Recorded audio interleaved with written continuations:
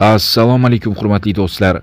Bizni qo'llab-quvvatlayotganingiz uchun Futbol Time jamoasi nomidan katta rahmat aytmoqchimiz. Ammo kanalimiz rivojlanishi, unda kontent to'xtovsiz chiqishi uchun kanalga obuna bo'lishingiz hamda yangi videolarni o'tkazib yubormaslik uchun qo'ng'iroqchani yoqib qo'yishingiz biz uchun nihoyatda muhim. Qolaversa ushbu videoni do'stlaringiz bilan o'rtoqlashing. Siz uchun bu sarflangan 1 soniya xolos, biz uchun esa kanalni rivojlantirish uchun imkoniyat. Hurmat bilan Futbol Time jamoasi. Marhamat, tomosha qiling.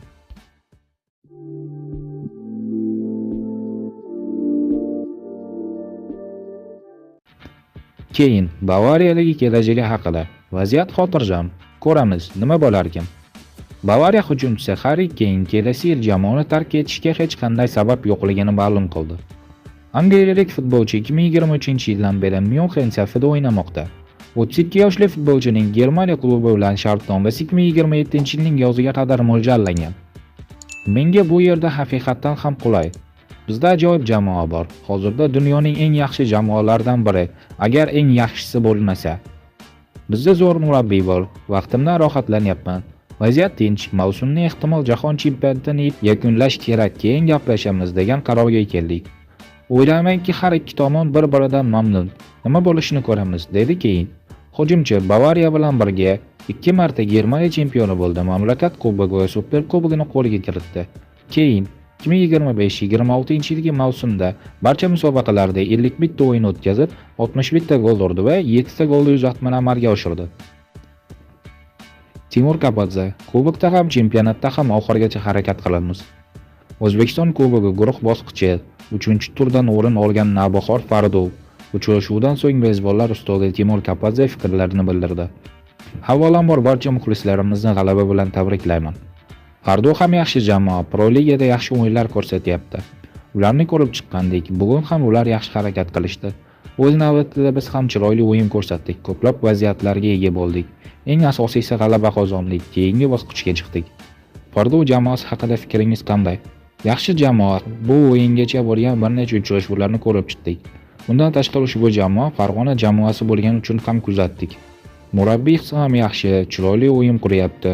O'yinda mantiq bor, har bir futbolchining nimalarga qodirligi va nimalar qilayotganiga qarab ish tutmoqda. Muhimi jamoaning o'yini bor. Natijani bir chekkaga suradigan bo'lsak, murabbiy ham jamoa ham yaxshi. Navbahor Super Ligadan ko'ra O'zbekiston Kubok uchun ko'proq kuch bera oladimi? Har bir jamoada maqsad bor. Biz ham barcha musobaqalarda g'oliblik uchun kurashyapmiz. Kubokda ham, chempionatda ham oxirigacha harakat qilamiz. Muhammadali Riyosov hamda Husayn Norchayev jarohatidan qaytishi bilanoq gollar urishdi. Ularga ikkinchi davrada jamoada imkoniyat beriladimi? Birinchi davrada ularning yo'qligi bilindi deb o'ylayman. Ular jamoaga yanada ko'proq kuch bag'ishlardi va kuchliroq bo'lardi, ayniqsa hujumda. Chunki ular yaxshi darajadagi futbolchilar, shuningdek, Zabihullo O'rinboyev ham bor. Ayrim o'yinlarda resurslar yetmaydi, shu sababli ularni kutyapmiz. Barcha futbolchi jamoaga kuch beradi. Katwondi Kati jamoadan ketadimi, mavsum oxirigacha qoladimi? U bilan muzokaralar olib boryapmiz. O'zi bungacha o'zaro kelishuv ham bor edi. Yozda o'ylab ko'rishimizni aytgandik. Chunki u 5-6 oy futbol o'ynamasdan jamoaga kelgandi. Qishki yillarda ham kech qolgandi. Qaysidir o'yinlarda u jamoaga foydasi tegdi. Qaysidirlarda o'yini chiqmadi. Agar bizga yoqadigan bo'lsa, jamoada olib qolamiz. Aks holda ketkazib yuborish ehtimolimiz ham bor. Bu borada rahbariyat bilan gaplashamiz. Jahon chempionati sababli kichik tanaffus yuzaga keladi. Navbahorning tayyorgarlik rejalari qanday? Ilk navbatda terma jamoaga omad tilaymiz.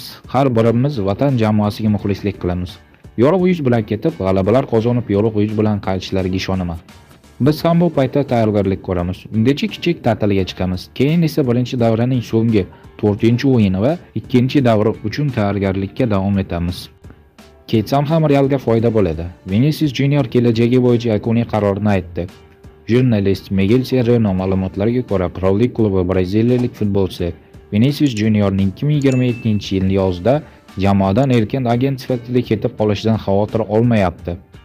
Hujumchining o'zi Real prezidenti Florentino Perezga bunday qilmaslikka shaxsan va'da bergan. Vinicius Realda uzoq yillar qolish niyatida ekanligini bildirgan.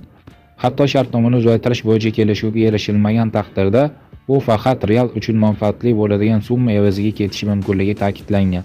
Vinicius Junior 2018-yilda Flamengodan Realga 45 million yevro evaziga o'tgan edi. Uning klub bilan shartnomasi 2027-yilning 30-iyuniga qadar amal qiladi. Tomonlar anchadan beri yangi bitim bo'yicha kelisha olishmayapti. Joriy mavsum hujumchi Madrid klubi safida barcha musobaqalarda 53 ta o'yinda maydonga tushib, 22 ta gol va 14 ta gol uzatma muallifi bo'ldi. Husanov Barsani qiziqtirib qo'ydi. O'zbekiston milliy terma jamoasi va Manchester City himoyachisi Abduqodir Husanov Lensda o'ynagan davrlardan beri Yevropaning qator grandlari e'tiborini qozongan. Ayniqsa Manchester City safida yakunlangan mavsumni yuqori darajada o'tkazgan, unga bo'lgan qiziqishlarini yanada kuchaytirdi. So'nggi ma'lumotlarga ko'ra, Ispaniyaning amaldagi chempioni Barselona kelasi mavsum oldidan 22 yoshli o'zbek himoyachisining transferini jiddiy o'rganib chiqyapti. Hans-Dieter Flick keyingi mavsumda jamoasi mudofaa chizig'ini qat'iy tashkil etish va sezilarli darajada kuchaytirish borasida bosh qotirmoqda.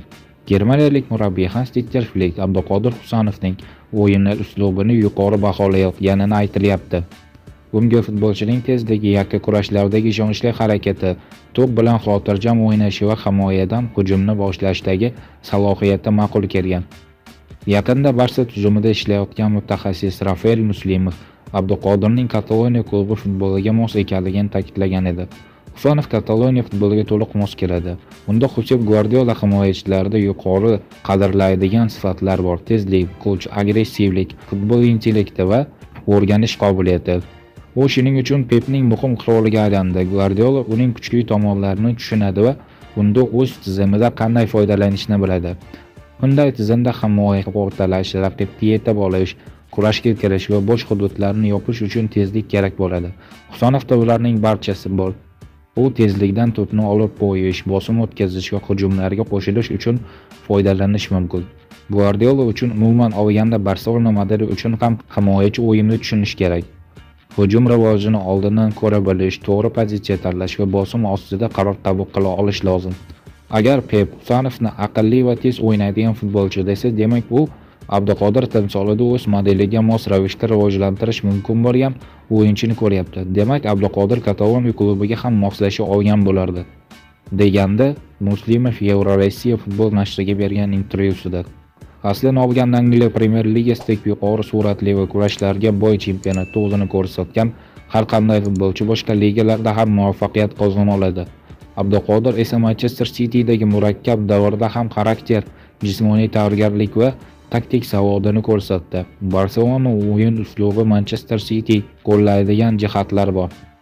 Xususan, Flick jamoasida yuqori pressing, tezkor hujumga o'tish va himoya chizig'ini oldinga surib o'ynash muhim.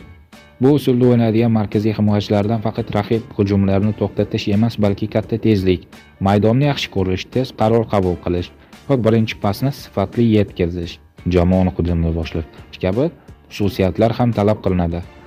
Ma'lum bo'lishicha, Kataloniya klubi mutasaddilari Manchester City atrofidagi vaziyatlarni sinchkovlik bilan kuzatishmoqda. Josep Guardiola bosh murabbiyligidan ketgandan jamoa jiddiy o'zgarishlardan boshlashi tabiiy. Bu jarayonda har qanday futbolchi, xususan Abduqodir Husanovni transfer qilish uchun qo'shimcha imkoniyatlar ochiladi. Manbaga ko'ra, Husanovning o'zi, uning vakillari ham bu transferga ijobiy munosabatda ekanligi aytilmoqda. Biroq bu masala qanday rivojlanishi va qay tarzda yakun topishi ko'p omillarga bog'liq bo'ladi. Ma'lumot o'rnida aytish lozimki, Abduqodir Husanov ikkita top ligada o'ynagan yagona o'zbek futbolchisi hisoblanadi.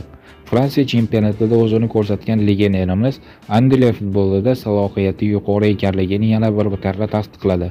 Agar Barselonaning rejasi amalga oshib, Abduqodir Husanov La Ligaga o'tadigan bo'lsa, Ispaniya chempionatida yuqori divizionda va 3 ta top ligada o'ynagan birinchi yagona o'zbek futbolchisi sifatida nomini tarixga yozadi.